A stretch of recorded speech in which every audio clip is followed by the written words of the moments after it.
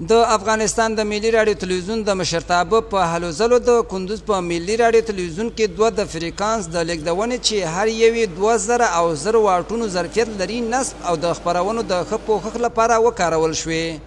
د مسؤلینو په وینا د دغه دستګاګانو نصب د دې ولایت ټولې سیمې تر خپل پوښښ لاندې ونیسي.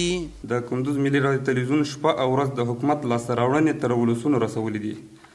هغه سیمو ته تللي یو چې 20 کلونه هیڅوک هم نه وتللي.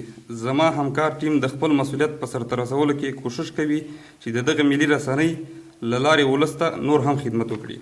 په همدې مهال بیا د کندوز ولایت سیمهییز چارواکي په بیلابیلو څانګو کې د ملي راډیو تلویزیون د کارکوونکو هڅې ستایي او له ملي او خپلواکو رسنیو سره د هر اړخیز ملاتړ ترڅنګ د هر ډول همکاریو ډاډ ورکوي.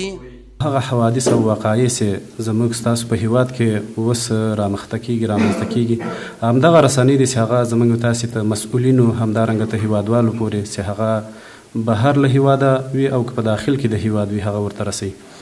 واقعا کوم پرمختګونه چې دغه اداره لري کومې لاسته راوړنې لري په ټول د یو نیم کال کې تقریبا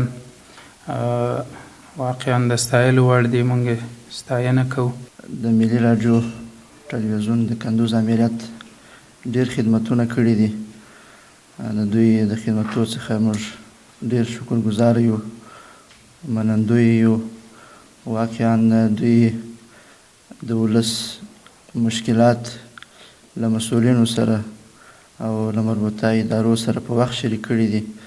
دغه 1000 او 2000 واټه ترانسمیټرونه د کندوز ملي راډیو تلویزیون په امریت کې په داسې حال کې نصب شوې چې تر دې وړاندې د شریعت غږ راډیو، ملي راډیو او افغانستان راډیو د 300 واټه لیږدونکو څپو په وسیله خپرونې کولې.